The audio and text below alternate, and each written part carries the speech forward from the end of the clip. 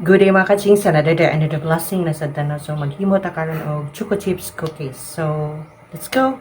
Start. So let's prepare the ingredients kana na sa atong screen no. The ingredients are 1/2 all-purpose flour, 2 teaspoon of baking soda, 2 bar of 225 grams of butter, 1 and 1 1/2 brown sugar, 1 and 1/4 white sugar, 4 ka whole egg, 2 teaspoon of vanilla and choco chips.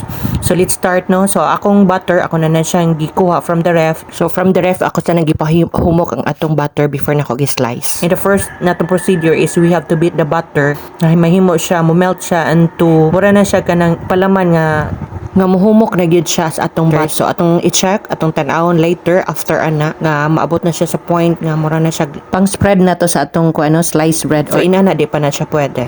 So continue nato siya og beat.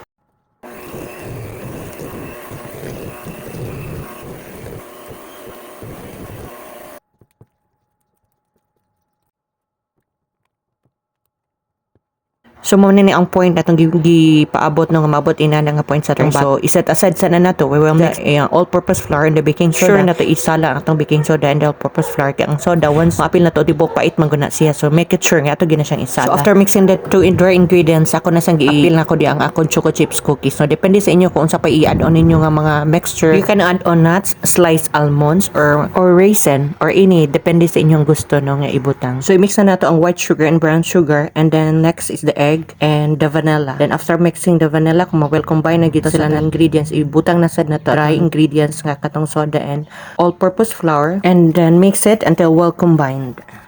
And if you want to try to bake cookies, try to divide my ingredients into two, kay ginagmaya lang una if you want to try to bake.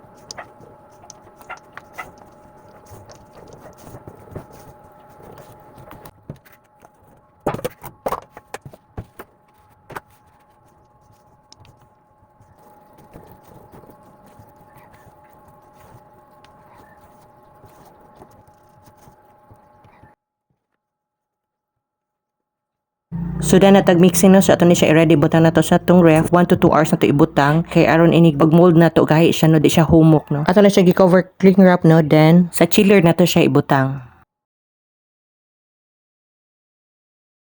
Siyang gi-measure in 1 tablespoon in every cookies nga tong gihimo no. So after sa ref no atong gibutang for 2 hours so mo na siya i-resolve, and then ato ni siyang nahimo nakahimo ta ni kuan kabok 75 pieces. So ato ni siyang i-bake for 350 degrees Fahrenheit and then for 15 minutes.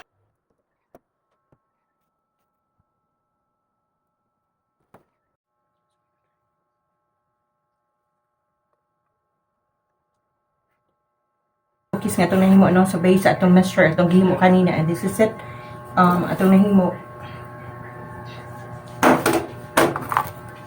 So 75 pieces ni kabuok, so dagan siya siyang mahimo based sa atong gi-measure gi-times 2 mo to nako ganina sa akong measure ganina. So kung atong packaging atong nang i-add on atong cost atong ingredients, of course atong gas atong nagamit sa hours, pila siya ka hours. So this is 15 minutes ang atong cooking ani, pero dagan sad siya gi-load. So another 15 so dagan to gi-load.